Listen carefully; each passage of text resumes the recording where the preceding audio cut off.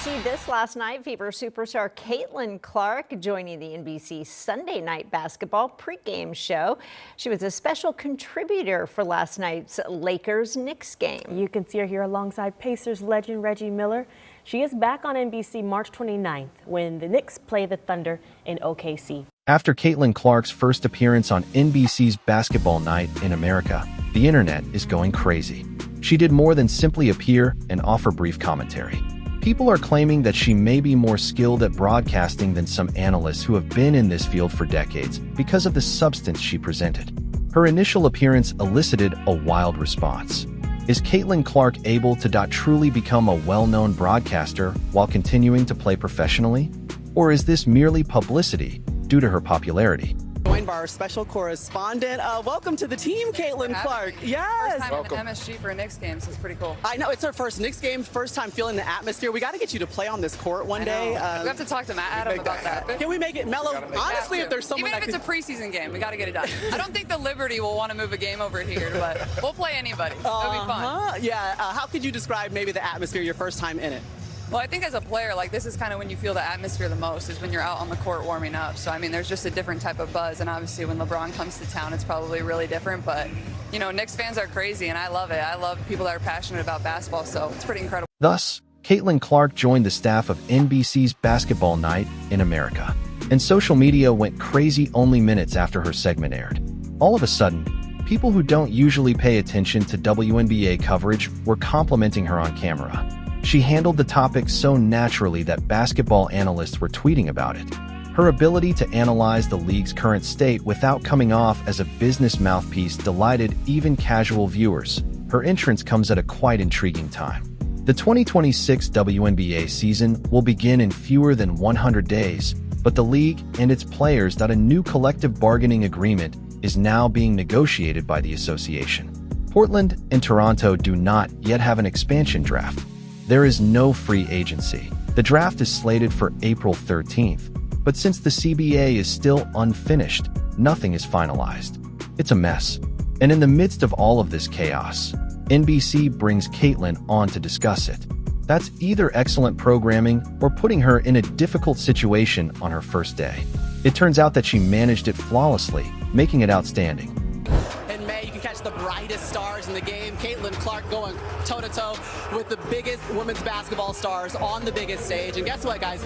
We are less than 100 days away from the start of the 2026 season, but the WNBA and the Players Association are still negotiating a new collective bargaining agreement, with the latest meeting actually scheduled for tomorrow. You can take a look at last year's offseason calendar. The league is already behind schedule. No expansion draft yet for the two new franchises in Portland and Toronto. And ahead of last season, the Golden State Valkyries expansion draft, you can see it. It took place in December of 2026, and they're scheduled to tip off May 8th. Caitlyn, I'm just curious, because you said that this moment right now is one of the biggest moments the WNBA has ever seen. Looking forward into the future, what would you like to see happen as you come to a negotiation?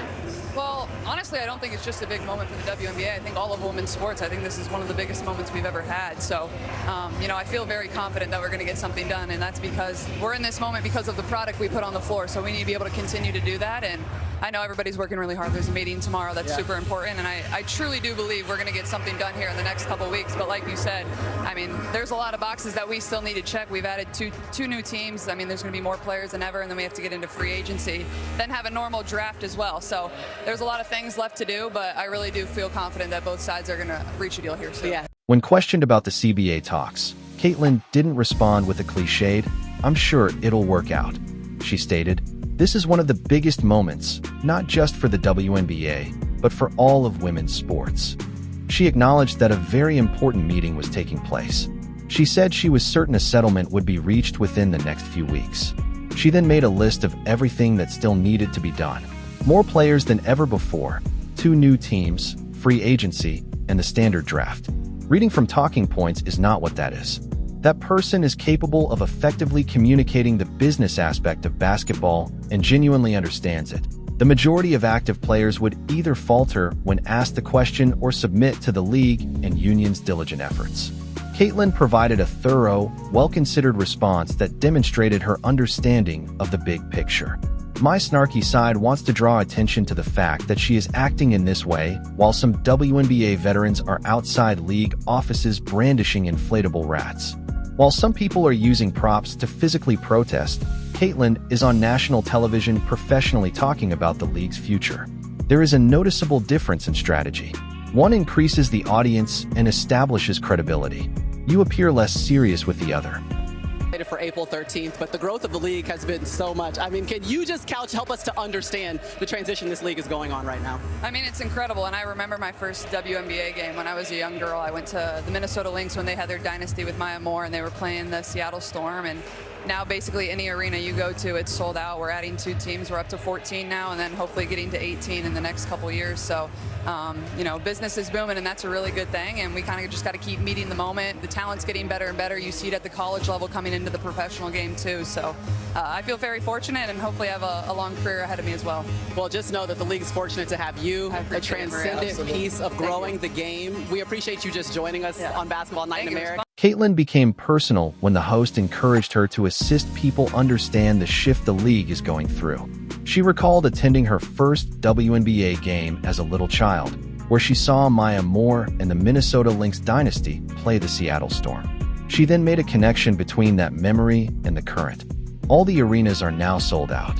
In the upcoming years, they want to increase from 14 to 18 teams by adding clubs. It's excellent narrative. She transformed a query regarding league expansion into a story about her own development from fan to player. Those who aren't die-hard basketball fans can relate to that type of response, that it's sincere and relatable without being corny.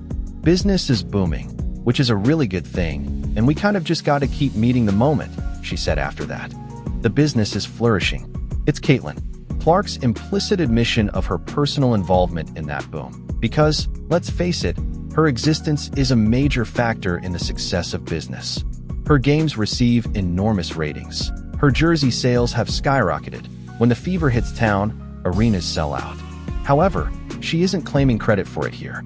She is discussing the rise at the collegiate level that feeds into the professional game, the collective product, and the increase in skill that's shrewd placement. Despite the fact that everyone knows she plays a significant role, she gets to celebrate the league's accomplishments without making it about herself.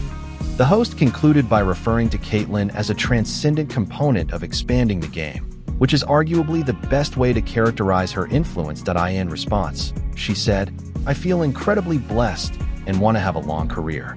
Once more, maintaining her modesty while sowing the seed that she will not be leaving. She intends to stay for a long time. Let's now discuss the significance of this broadcast debut, which goes beyond the fact that Caitlyn did well on television. She was featured on NBC's premier basketball program. She is observing NBA luminaries as they provide the most in-depth analysis on professional basketball. This WNBA token portion isn't buried at midnight.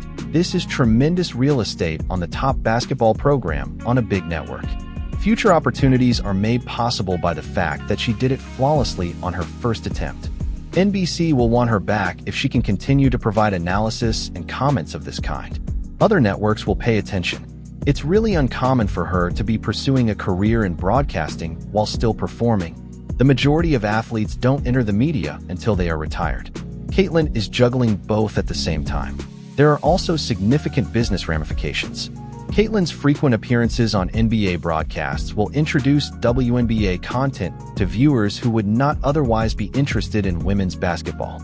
In addition to watching the Lakers and Knicks, casual NBA fans are now listening to Caitlyn Clark analyze and backpack talks. Money cannot purchase cross-promotion like that. Some would contend that broadcasting is a distraction or a conflict of interest and that active athletes shouldn't be doing it. Those folks are fools. Everyone in the league gains when Caitlyn does this because it increases her profile in the WNBA's. The veterans who oppose her accomplishment are the only ones who would object to it in any case. It's becoming increasingly clear how different Caitlyn's strategy for expanding the game is from some veteran strategies. She is professionally debating the league's future and business expansion on national television. Others are making irrational requests for salaries and really waving inflatable rats. One strategy increases credibility with the general public. The other gives the impression that you don't take real business seriously. Another intriguing aspect is how cozy Caitlyn turned to face the camera. During interviews, certain sportsmen exhibit stiffness and awkwardness, obviously uneasy with the attention from the media. Caitlyn was at ease, talkative, and organic. At the appropriate times, she grinned. She looked at him. She didn't answer questions quickly or with just one word. This individual is skilled at working with the media and has conducted thousands of interviews. It was also a great touch that she mentioned wearing her slippers and watching the Knicks game. It gave her a human face. She is more than just this hoops machine. She is one of the fans who likes to watch games. She interacts with audiences in ways that other players don't, in part because of her relatability. It's shrewd programming for NBC to schedule her return for March 29th in Oklahoma City. This is not being handled as a one-time event. She is being incorporated into the rotation. That implies they wanted more and were pleased with the way their debut went. For Caitlyn, it means more opportunity to develop her broadcasting career, more exposure, and more practice in front of the camera. Additionally, the timing of all of this is ideal. Because of CBA negotiations, the WNBA is in a strange limbo as the season draws near, yet nothing is finalized. By having Caitlyn talk about it, NBC is able to cover WNBA storylines throughout the NBA season. Even if there aren't any games yet, it keeps the league in the spotlight.